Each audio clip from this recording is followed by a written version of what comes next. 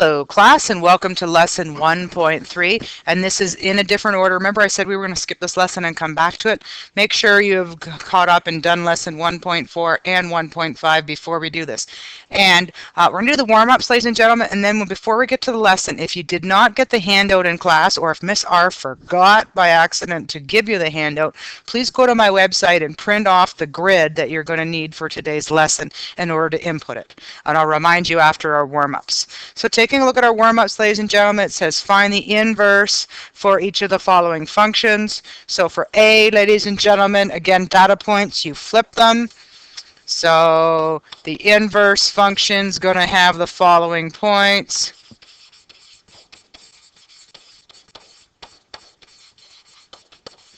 Okay, so you're going to flip them, so it's going to be -3 and 2, -7 and -4, and -3 and 0.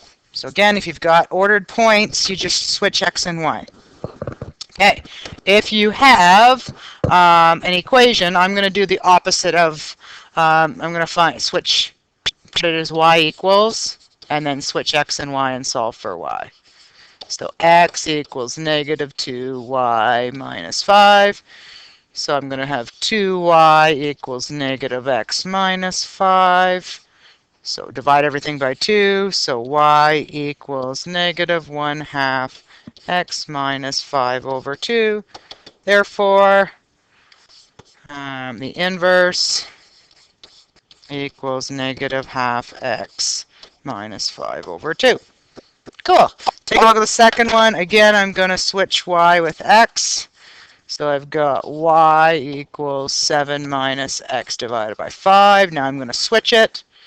So it's going to be x equals 7 minus y divided by 5.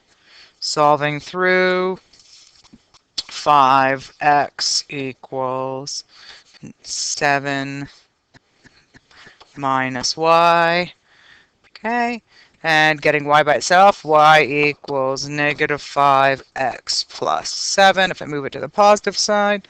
Therefore, the inverse function equals -5x plus 7.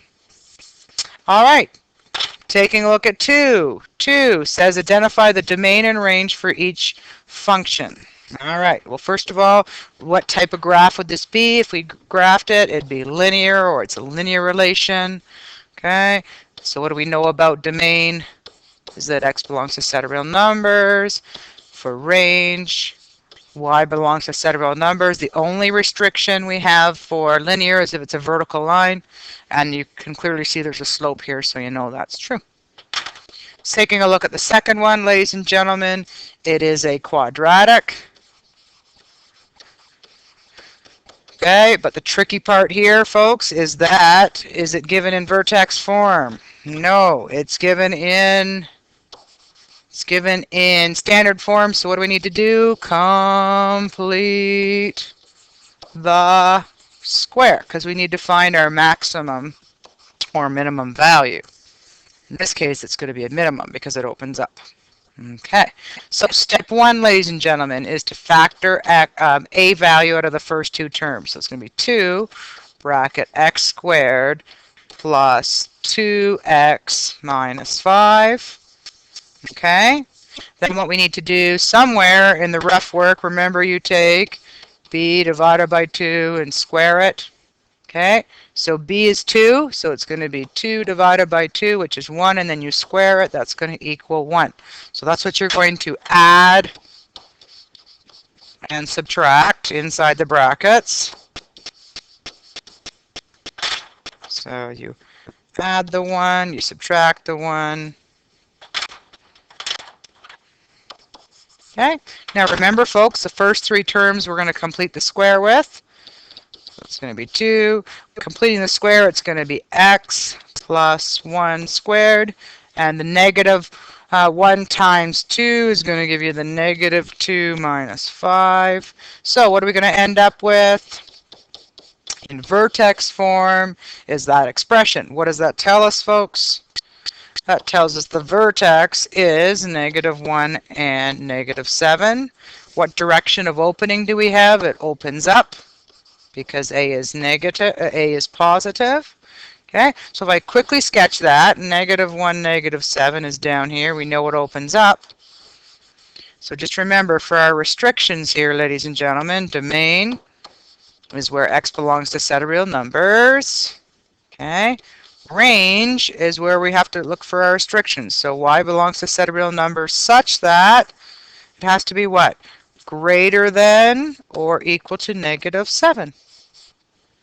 Okay, you could also, remember we could do it in function notation for your range.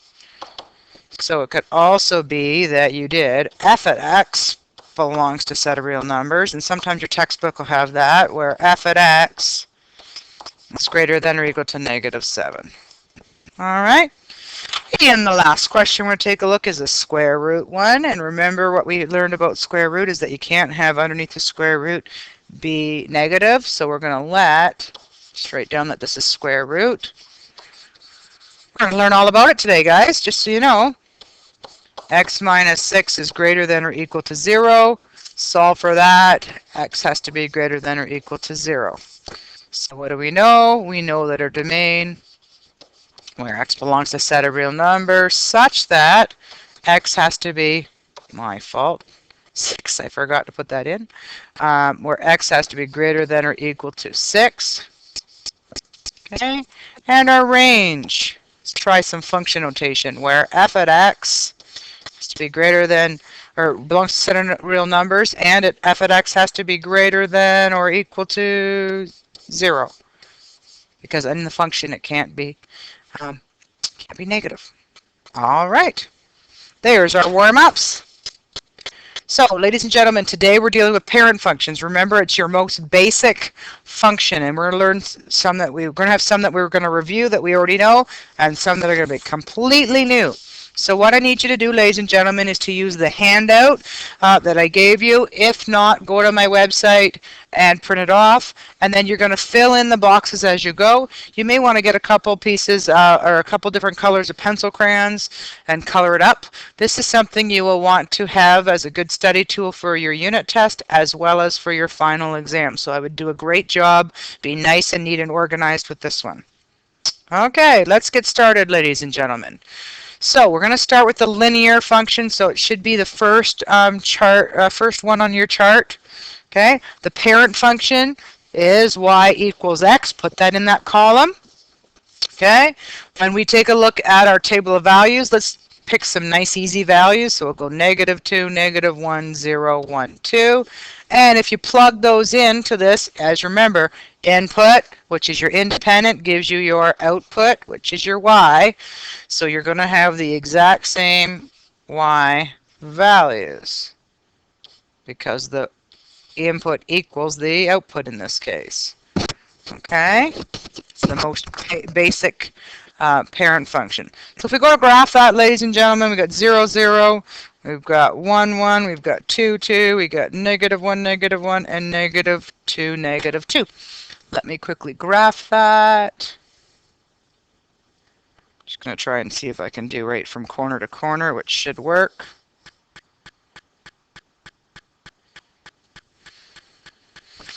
All right, bear with me for a sec as I get some arrows on that.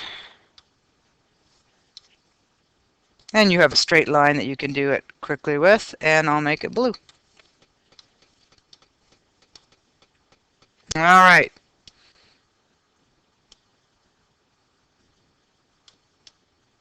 Sorry guys, I'm just trying to move it up a bit more. There. All right, so we've got our equation, we've got our graph, we've got our table of values. So now let's figure out the domain and range. So again, each of these are in columns, guys. Okay, so your domain is that x belongs to a set of real numbers. Okay, our range is that y or f at x belongs to a set of real numbers. And our notes, just remember, guys, that it is a straight diagonal line. Okay, goes through the origin. And you may want to wait on these notes to see how for spacing. You can always pause my video if you still need to write things in. We notice that we have a slope of 1. And what quadrants does this line go through, ladies and gentlemen? Just remember, I'll do this for the start, and then we'll remember that this is Q1, quad 1, this is quad 2, this is quad 3, and this is quad 4. We will need that for when we deal with trigonometric functions later on in the course. Okay, so the notes we want to put down here is that we're in quadrant 1 and quadrant 3 for our parent function. Okay? All right, so that should complete your first row, guys. You should have all your answers in there. Okay, now we'll flip to the second row, which should be quadratic functions. Okay, so for quadratic functions, the parent or base function is y equals x squared. That's the base from where we choose. Let's use our easy values again. Okay, and we have 4, 1, 0, 1, 4. If you're wondering where these values come from, again, input it in here. So negative 2 squared is positive 4. Get your output. Okay. All right. Just give me 1 second, ladies and gentlemen. Got to pause. I got the phone ringing. All right, ladies and gentlemen, sorry the phone was ringing. I'm back. Here we go. So we're working on quadratics. We've gone over our parent function. We've gone over our table of values. We can draw it, remembering that our vertex is 0, 0, and you can use a step pattern or just plot with your points. They're the same thing. So I'm going to go over 1 up 1, over 1 up 3, 1, 2, 3, over 1 up 5, 1, 2, 3, 4, 5. Do the same.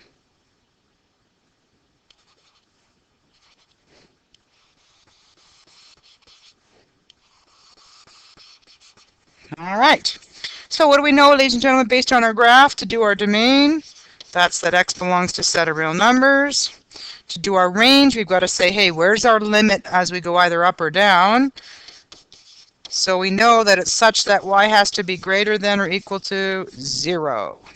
Just remember our notes, ladies and gentlemen, for our parent function. It opens up. Okay, our vertex v is 0, 0. What else do we know here? We know that the step pattern, 1, 3, 5 is our step pattern. And what quadrants are we dealing with here, folks? We're dealing with quadrant 1 and quadrant 2.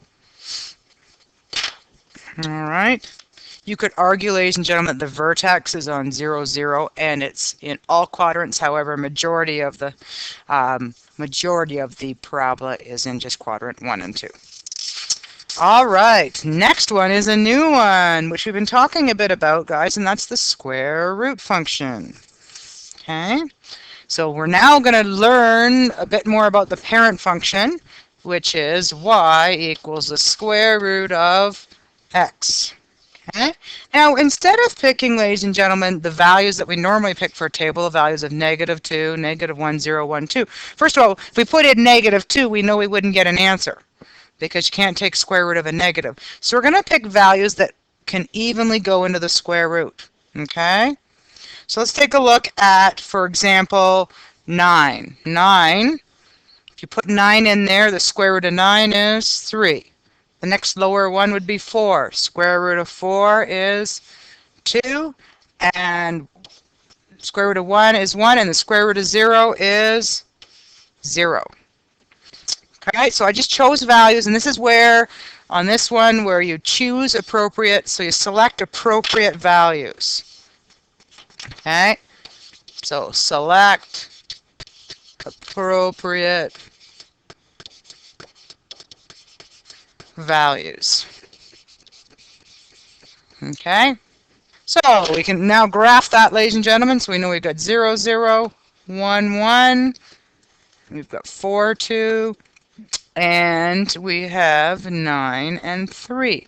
None others would fit on my graph, although you could still put another point in there. Okay. All right, so looking at the square root function, because we've talked about the function having to be greater than or equal to 0, it's only, if you're thinking about where you take the inverse of a parabola, it's only the positive value, or the part that's only in quadrant 1, if you want to think about that. So taking a look at our domain based on our graph, this is what we call an endpoint. It's not a vertex. Okay, so endpoint. It has an endpoint. Okay. All right, so our domain is that x belongs to a set of real numbers where x is greater than or equal to 0. Okay. Y is where it belongs to a set of real numbers and it has to be greater than or equal to 0. Okay. Notes that this is half of a parabola inverse, or one that turns sideways. That's why we did the inverse first, so you know what that means. Okay, and we have an endpoint of 0 and 0. Okay, and what quadrant are we mostly in? Quadrant 1. All right, any questions with that, ladies and gentlemen? Okay, we're going to flip to our next one. And our next one is the reciprocal one. Okay. So taking a look at our reciprocal, ladies and gentlemen, we have gone over an example of this. And the parent function is y equals 1 over x. This is going to be a funny looking graph. Okay. So taking a look at our table of values, again, whatever we input, we can output. So -2, -1, 0, 1, 2. And when we plug in -2 in here, ladies and gentlemen, y becomes -1/2.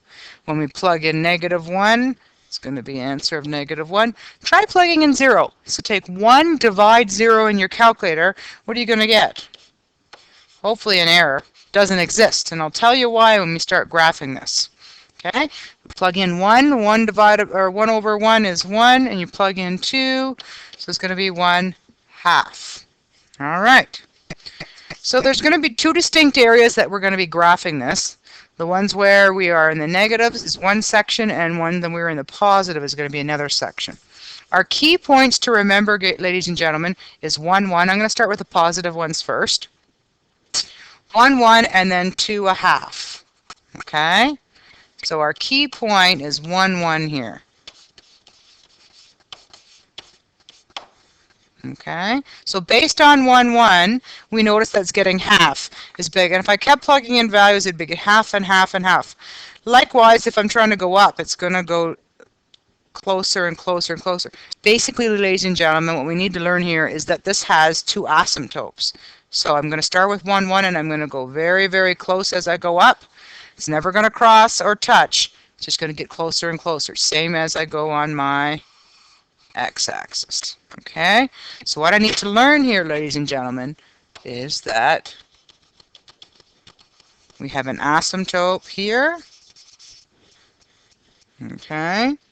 So an asymptote at x equals 0.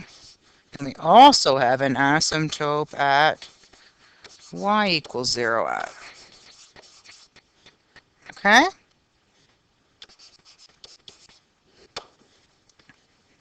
So that's why we have these curvy lines. That also answers the question, ladies and gentlemen, why when we plugged in 0 in our calculator, why we couldn't get that result.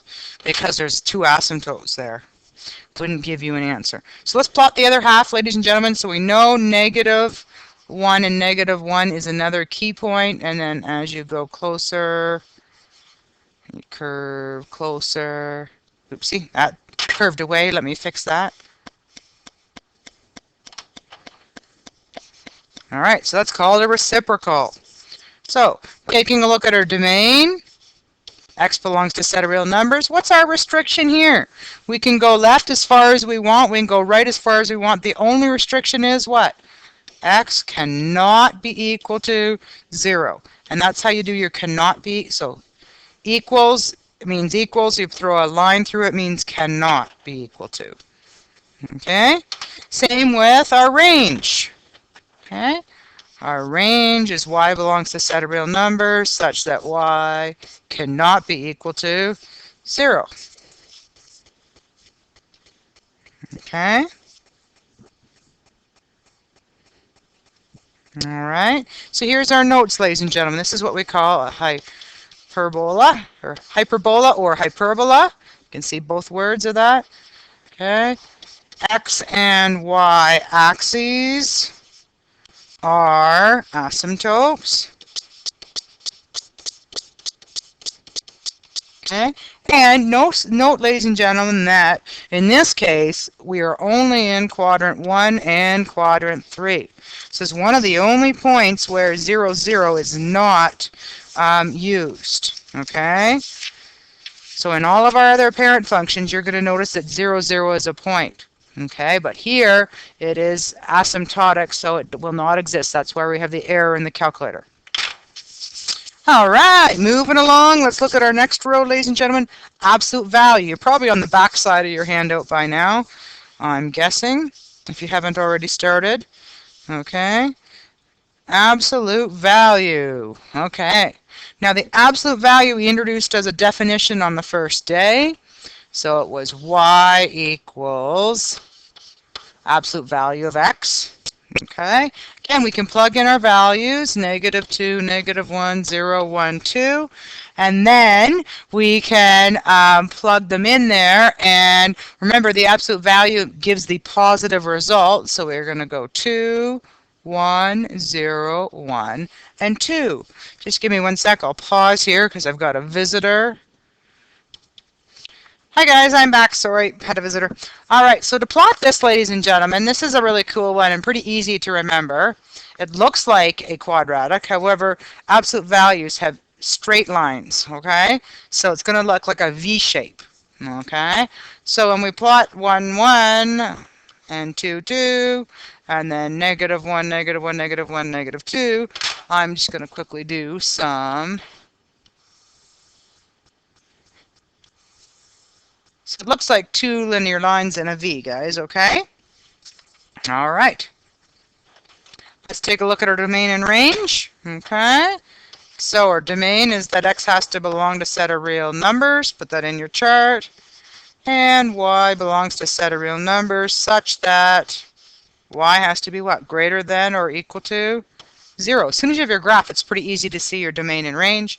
Special notes that we have 2 lines on upward diagonals.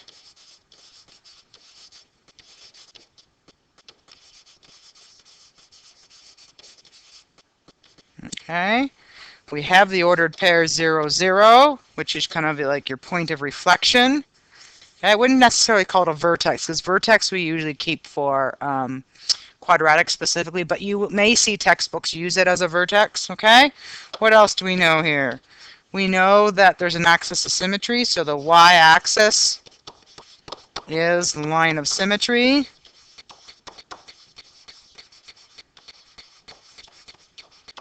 And what quadrants are we in, ladies and gentlemen? Quad 1 and quad 2. All right. Now, ladies and gentlemen, do I have the homework posted here? Well, I believe the homework here, ladies and gentlemen, is to try using a graphing calculator. So if you want to go to my website and go to Math Tools, and you'll find a regular calculator, take the screen menu, go down, and change it to graphing calculator. And then you can plot all these graphs in. I should also give you this as a handout as well. If not, we're going to take this up as our warm-up tomorrow or our next class. So just make sure you note, especially when you're trying to plug in things into the online graphing calculator, square root of x is as x hat 1/2, and absolute value, just go ABS and put the value in. All right, give that a try, ladies and gentlemen, and talk about transformations, because that's where we're leading into. Now that we know all these parent functions, we're going to be shifting them up, down, left, right. We're going to be flipping them, and we're going to learn a new type of horizontal compression or stretch. So got lots of things coming, ladies and gentlemen. Give this a try. Graphing calculators are a good aid to help you visualize things. All right, so we've got 4 graphs to try to do. If you can color code them like I have on the screen here, it'll be great. Although your photocopy will probably not have colors on them, maybe you can color code them like this so that when you take them up, we've got the same colors. Awesome. Have a great night, ladies and gentlemen. Happy Happy times with the graphing calculator, and we'll see you later.